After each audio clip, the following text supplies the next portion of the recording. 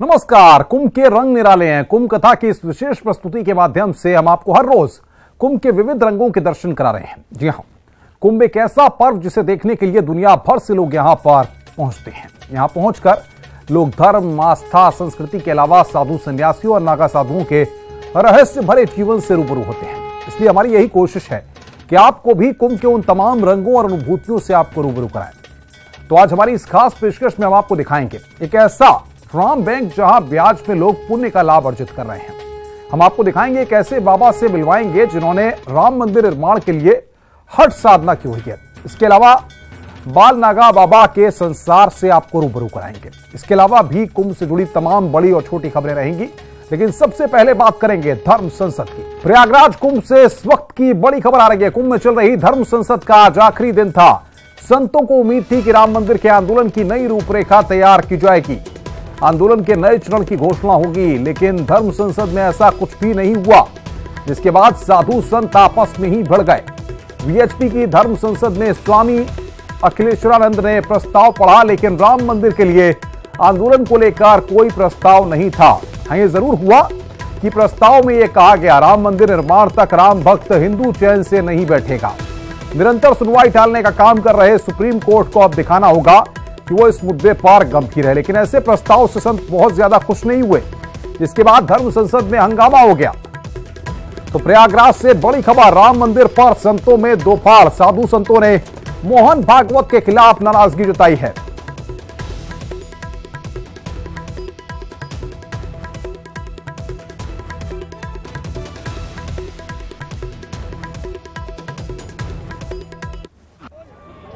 विश्व हिंदू परिषद की धर्म सभा में आज जब मंदिर निर्माण को लेकर किसी तरह के आंदोलन की घोषणा नहीं हुई, तो दूर दूर से आए बहुत से संत भड़क उठे और उन्होंने लगातार ये मांग की कि आज यहाँ पर मंदिर निर्माण को लेकर किसी तरह की घोषणा होनी चाहिए। हमारे साथ में वो संत भी मौजूद हैं जिन्होंने आज इसको लेकर यहाँ पर अपनी मांग उठाई, जिसके बाद उनको इस पंडाल से बाहर कर दिया गया विहिप के। क्या नाम है आपका? हमारा है सुभाष दास, अयोध्या। कहाँ से आए हैं? अयोध्या से आए हैं। क्या मामला था? आप तो अयोध्या से जुड़े, राम मंदिर का मामला भी वहीं से जुड़ा है।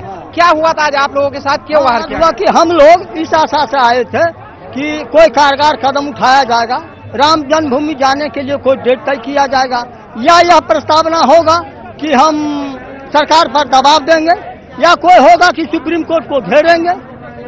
क्योंकि लेकिन ऐसा करके नहीं, राम भगवान को शब्दों के जाल में घुमाया जा रहा था।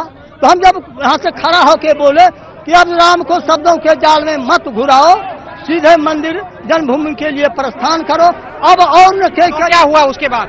उसके बाद जब बोलने लगे तो हम लोगों को ठठियाने लगा और दाबने लगा, बैठो यहाँ, कहा नहीं बैठेंगे, आवाज उठावेंगे। तो हुरने लगा कि भागो, चुपचाप रहो। कहा नहीं, हम किसी कीमत पर नहीं मानेंगे। इसलिए हम लोग विरोध किया, हिंदू परिषद। तो आपने देखा किस तरह से यहाँ पर जो संत है वो आज यहाँ पर विहिप के कार्यक्रम में जिस तरह से उनको बाहर किया गया उससे काफी नाराज है। वहीं जो यहाँ पर व्यवस्थापक है उनका ये कहना है कि कुछ लोगों ने साजिशन यहाँ पर दूसरे लोगों को भेजा था जो यहाँ पर जाकर माहौल खराब सके। कैमरामैन राजेश के साथ शैलेश अरोरा, न्यूज़ 18 प्रयागराज। और बातचीत करने के लिए खुद हमारे साथ शैलेश अरोड़ा सीधे जुड़ रहे हैं। शैलेश, जाहिर तौर पर इससे पहले शायद इस तरह के दृश्य वीएचपी की धर्म संसद में कभी देखने को नहीं मिले, जैसे दृश्य और जैसे वक्तव्य आज सामने आए हैं। क्या कुछ वहां पर हुआ, विस्तार से बताएं। अनुपम, देखिए जो विश्व हिंदू परिषद की धर्म संसद थी, इससे लोगों को बहुत सारी जो साधु संत है उनको बहुत उम्मीद थी और उनको ये लग रहा था कि कहीं ना कहीं इस विश्व धर्म संसद के माध्यम से राम मंदिर निर्माण को लेकर कोई ना कोई बड़ी घोषणा की जा सकती है। 2 दिन की धर्म संसद थी, कल जो था 2 प्रस्ताव यहाँ पर आए, उसके बाद आज राम मंदिर के मुद्दे पर चर्चा होनी थी। इसी वजह से यहाँ पर पंडाल में भी काफी भीड़ थी और 1 बजे कार्यक्रम शुरू हुआ। उसके बाद लगातार सभी लोग इंतजार कर रहे थे कि अब कुछ घोषणा होगी, अब कुछ घोषणा होगी। लेकिन कार्यक्रम के थोड़ी देर बाद ये बताया जाता है कि जब ये प्रस्ताव यहाँ पर आता है राम मंदिर को लेकर विहिप का, तो उसमें यह बताया जाता है कि सभी साधु संतों से सहमति से प्रस्ताव तैयार हो रहा है, जिसमें कहा जाता है कि फिलहाल किसी भी आंदोलन की घोषणा नहीं की जाएगी। इसके बाद भी साधु संत बैठे रहते हैं। उसके बाद आरएसएस प्रमुख मोहन भागवत आते हैं, अपना भाषण देते हैं, वो भी इस प्रस्ताव पर चर्चा करते हैं। तो उनके भाषण के बाद अचानक जो साधु संत होते हैं वो भड़कने लगते हैं और वो ये मांग करने लगते हैं कि जल्द से जल्द राम मंदिर निर्माण को लेकर मन से कोई बड़ी घोषणा की जानी चाहिए। इसी उम्मीद को लेकर वो लोग यहाँ पर आए थे। तो इसके बाद जब यहाँ पर साधु संत जो सबसे आगे की पंक्ति बैठे थे, कुछ लोगों ने जब हंगामा शुरू किया तो उनके साथ धीरे धीरे भीड़ बढ़ती गई। जो व्यवस्थापक थे यहाँ पर कार्यक्रम के, उन लोगों ने इन लोगों को समझाने की कोशिश की, बैठाने की, लेकिन जब मानने को तैयार नहीं हुए तो नौबत जो थी वो धक्का मुक्की तक आ गई और जो लोग हंगामा कर रहे थे उनको बाहर किया जाने लगा। इस दौरान जो मीडिया कर्मी कवरेज पे थे उनके ऊपर भी दबाव कहीं ना कहीं बनाया जाने लगा कि वो लोग अपने कैमरे बंद कर दें, उनको भी बाहर करने की कोशिश की गई और माहौल जो था वो लगातार खराब होता रहा। जो साधु संत थे उनसे भी हम लोगों ने बात की और हमारे दर्शकों ने भी उन बातों को सुना।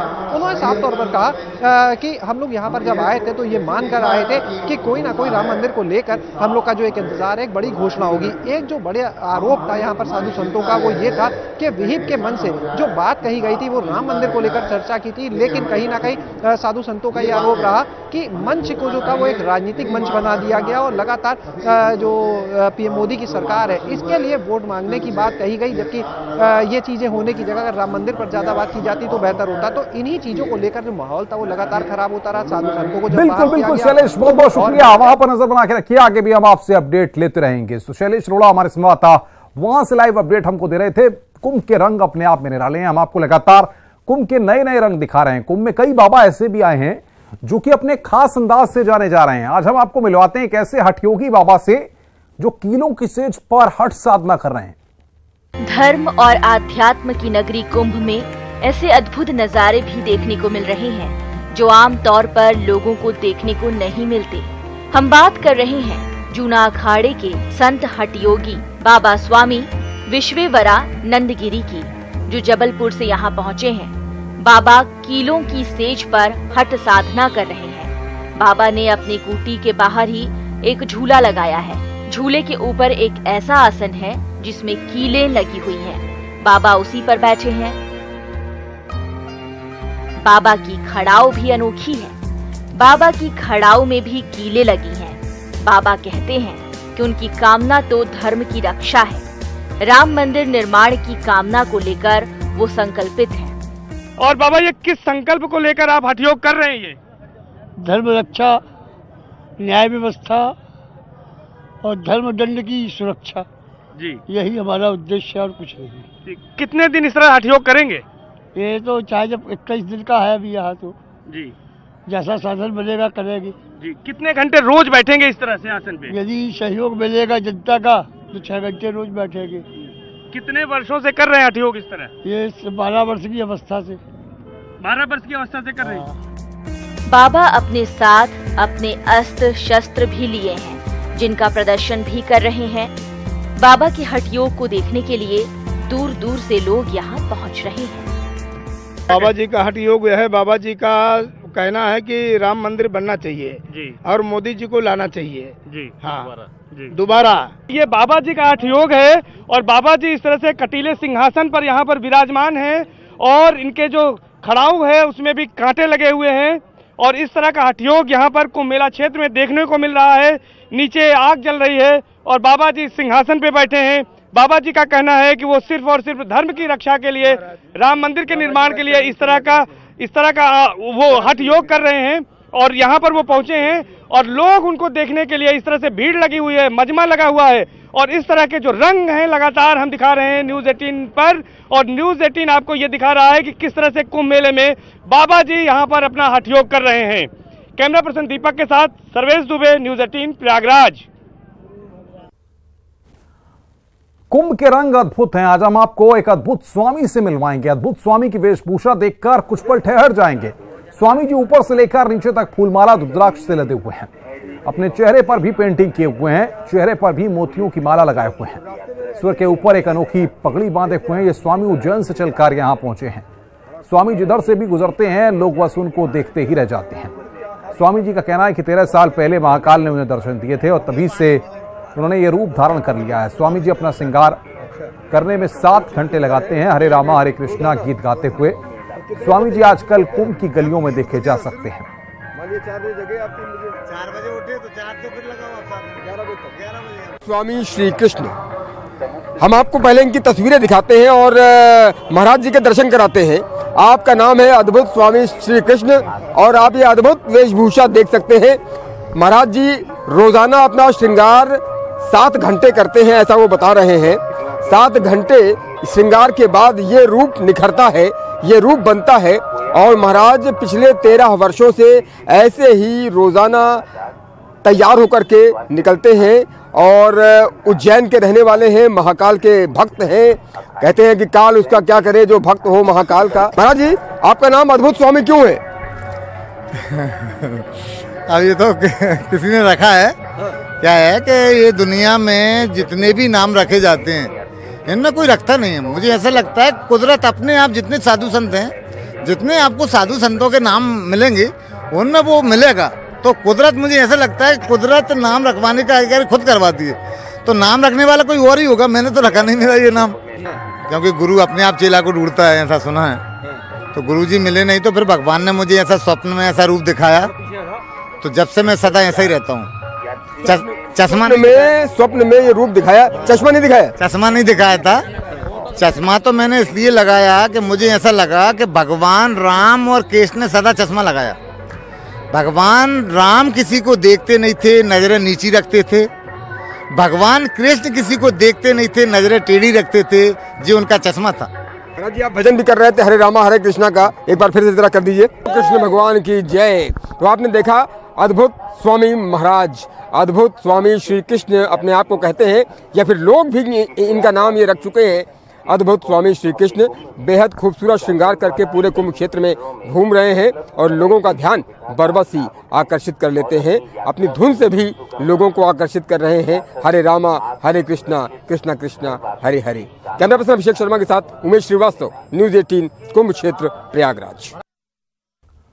प्रयागराज में लगे कुंभ में एक ऐसा अनोखा बैंक है जो बिना किसी एटीएम या चेकबुक के चलता है। यहां सिर्फ भगवान राम की मुद्रा चलती है और ब्याज के रूप में आत्मिक शांति मिलती है। इसका नाम राम बैंक है। राम नाम बैंक का देश विदेश से आए हुए श्रद्धालुओं के लिए आकर्षण का केंद्र बना हुआ है। आपको बताते चले कि राम राम बैंक में लोग एक बुकलेट पे लाल स्याही से राम राम लिखते हैं। यहां लाखों की संख्या में राम राम लिखी हुई बुकलेट मौजूद है। देश विदेश के श्रद्धालु संगम स्नान के बाद यहां राम राम लिखकर बुकलेट बैंक में जमा करते हैं। राम की जो ऊर्जा है विज्ञान भी सिद्ध कर चुका है। E = mc², energy can neither be created not destroyed.